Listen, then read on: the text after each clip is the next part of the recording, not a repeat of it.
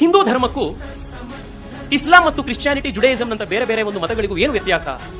ಈ ಎಲ್ಲ ಬೇರೆ ಮತಗಳ ಒಂದು ಹೋಲಿ ಬುಕ್ಸ್ ಅಂತ ನಾವೇನು ಕರಿತೀವಿ, ಆ ಪುಸ್ತಕಗಳಿದೆ, ಅವು ನಂಬಿಕೆಯ ಮೇಲೆ ನಿಂತಿರುವಂತಹ ಒಂದು ಮತಗಳು. They stand on the strength of belief. ಹೀಗಾಯ್ತು, ಈ ರೀತಿಯ ಸಂದೇಶ ಇವರು ಅವತಾರ ಆಗಿದ್ರು, ಇವ್ರು ಹೇಳಿದ್ರು he is the last prophet, is the son of God, ಇದನ್ನ ನಂಬಬೇಕು. ನಂಬಿಕೆಯ ಮೇಲೆ ಇರುವಂತಹ ಒಂದು ಮತಗಳು. ನೀವು ನಂಬಲಿಲ್ಲ ಅಂತಂದ್ರೆ ಇವರ ಹೆರಿಟಿಕ್. ನೀವು ಆ ಧರ್ಮದ ಮೆಂಬರ್ಶಿಪ್ಗೆ ನಿಮಗೆ ಅವಕಾಶ ಇಲ್ಲ, ನೀವು ನಂಬಲಿಲ್ಲ.